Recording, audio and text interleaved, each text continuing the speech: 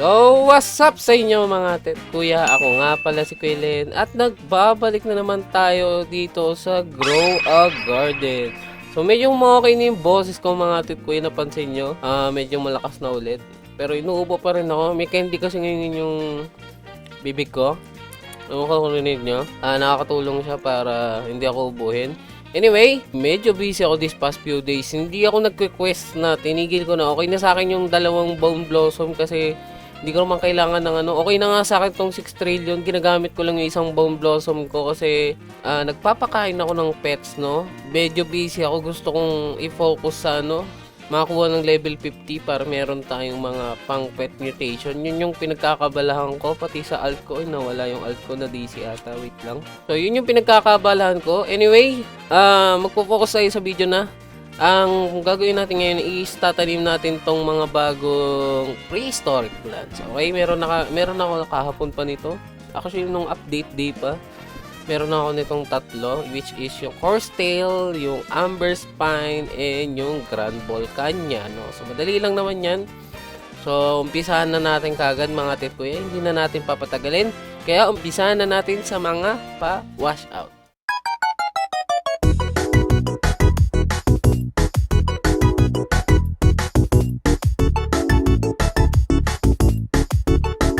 So, mga kuya, umpisahan natin dito sa horsetail, no? Eto, madali lang to tumubo kasi nagtanim ako para makuha yung ibang ano. So, ito muna titignan natin yung horsetail. Alam ko sobrang dali niya lang tumubo. Kailangan lang natin ng watering can para mas mapabilis pa. Actually, yun na nga, ang bilis na niya, 2% na kagad. And pag winatering can natin, ilan na? Ayun, mutubo na kagad siya. Siguro isang watering can na lang. Kaya na ata mag 100% nito. So, yun. Nakita nyo, fully grown kagad. Maliit lang siya, no? And, isang kuhanan lang siya, okay? Isang bunga lang siya, tapos isang kuhanan lang. Kasi sobrang dali lang naman niya i-crop, no? So, ganito yung tsura niya kapag nakuha nyo na. Parang siyang bamboo. Bakit ganun yung tsura niya? Naging parang bamboo. Bamboo na may ewan ko kung tawag dito. Parang meron siyang tangkay pang maliliit. So, tignan natin kung magkano ba tong horsetail na to.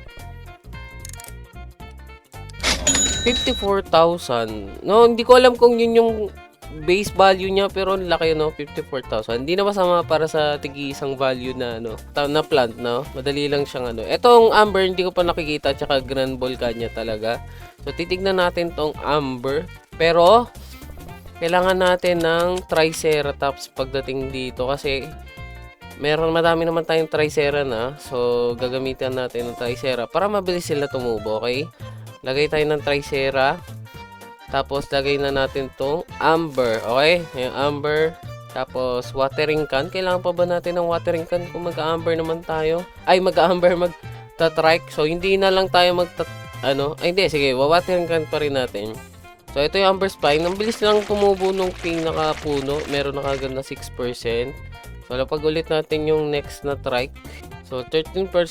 Babalikan ko na lang kayo kapag fully grown na tong ating amber spine, okay?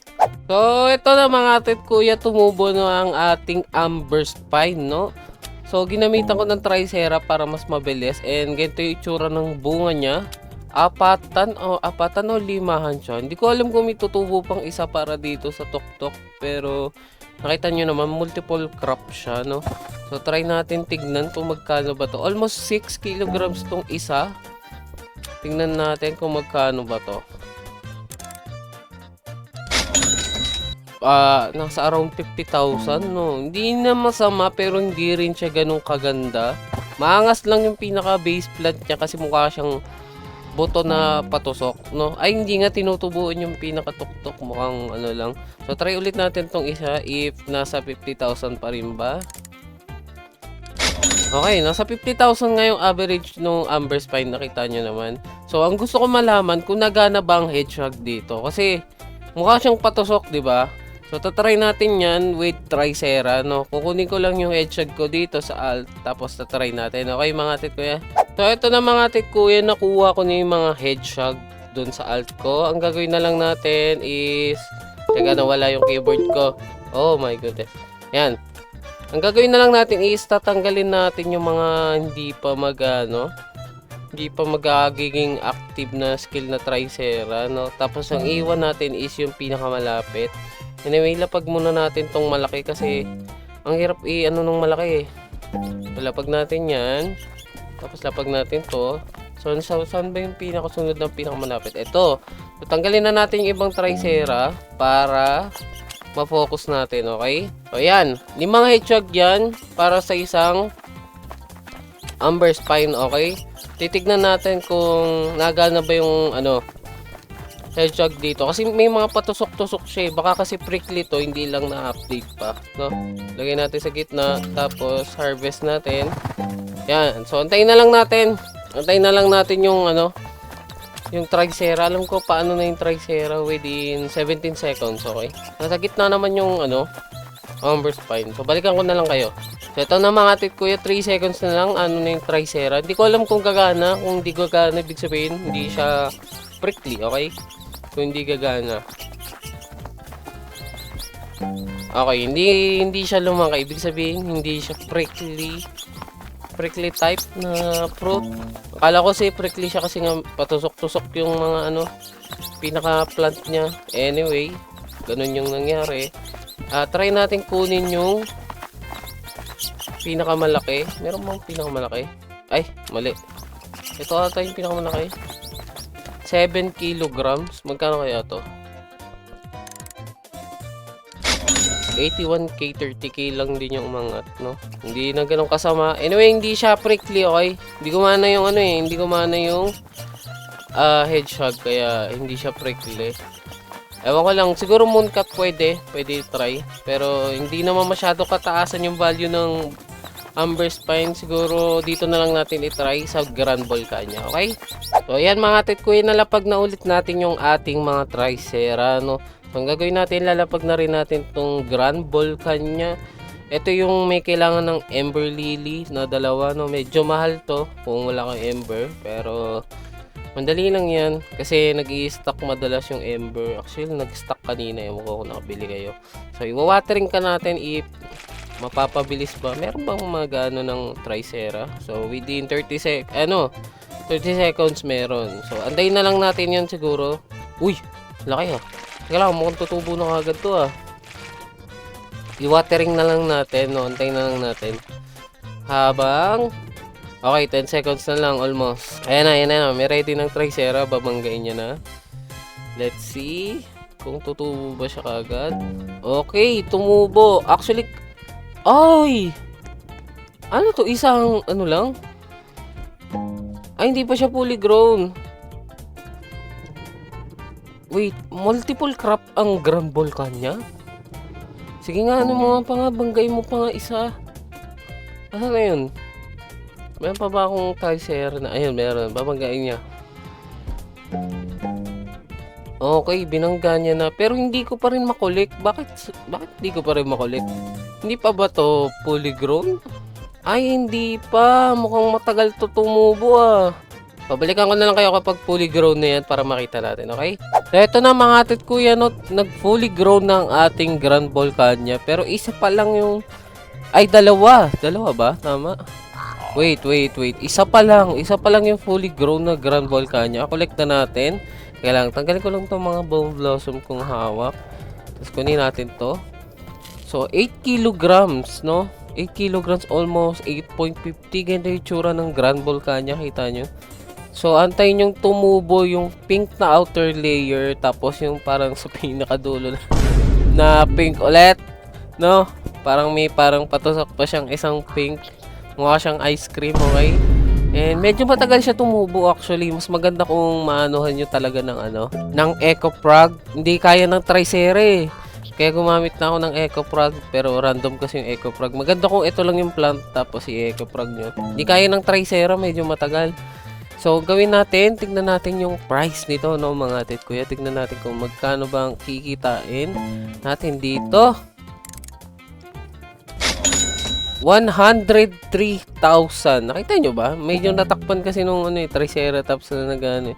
Pero 103,000 mga atit kuya yung nakuha natin sa Grand Volcania. Hindi siya ganun kataas compare sa Bone Blossom kasi tingnan nyo yung Bone Blossom. Ilang kilo yung kanina? 8 something. Ito 4 kilo lang. 4 kilo. 300. Inubo ako doon. 350,000 per kilo. Ayaw nga pala, na-buff pala kasi yung Bone Blossom ulit mga atit ko. Kung hindi nyo alam, na-buff po yung Bone Blossom ulit. Kaya ganyan po kamahal yung Bone Blossom. 4 kilograms, 350,000. Diyos me. Actually, hindi mo need nung Grand Volcania unless you're collector, no? Hindi mo kailangan. Okay naman yung Grand Volcania. Medyo matagal tumubo nga lang yung pinakabunga niya. Kaya, hindi ko siya recommended, no? Parang mas okay yung Amber Spine, pero mas mahal kasi to. Yun nga. Pero hindi nyo naman yan gagamitin for sure. Ako na nagkakabi sa inyo, lalo na mostly sa inyo is nakatanim is Bone Blossom, di ba? Kahit sino naman tanongin mo, Bone Blossom ang itatanim ng mga yan. Tapos kukuha yan ng isang pinakamalaki. Then yun na yung papamutate nila. So mga atit kuya, dagdag na rin pala natin to sumakto, no? Nakakuha ko na giant pine cone doon sa stock. Titignan natin kung gaano ba kamahal tong giant pine cone din. Sumakto lang. So tanim na natin to habang nagre-ready pang ating mga tricera. Tingnan natin kung tutubo ba kagad to. So ready na yung isa nating tricera. Antayin na lang natin siyang bumangga dito. Kailangan ko na lang din maglabas ng watering can. Ano ba yung pine cone na wala? So, babanggain pa niya yung isa bago niya banggain to. Etong bilisan pala niya tumubo. So iwa-watering can na lang natin para tumubo kagad yung pinakabunga niya. Ayun na ba, magkain niya na. Yo, tumubo kagad, no? Isang banggaan lang. Yan, tumubo kagad. Ang daming bunga niya, no? Ilan to? 1, 2, 3, 4, 5? 5, tama ba? 5 yung bunga niya. And maliit lang pala yung puno, no? Hindi siya ganun kalaki. Ngayon, tignan natin kung magkano ba tong giant pine cone na to, no? Tignan natin kung magkano siya. 73,000. Parang mas mahal pa rin yung Grand Volcania, no? Ito, medyo mas malaki to. 6 kilograms na giant pine cone.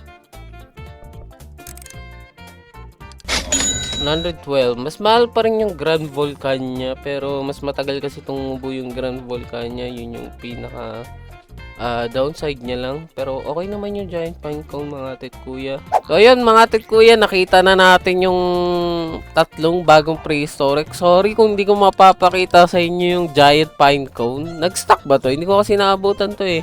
Hindi ko alam kung nag-stock siya. And wala din na naman ako Robux pambili. So abangan na lang natin kapag nagkaroon ng libre, no? Bago ko pala tapusin tong video to mga atit kuya, ang gaanohin natin, may papamigay pala ako yung pinamigay ni ni Soul. Itong Black Bunny nga.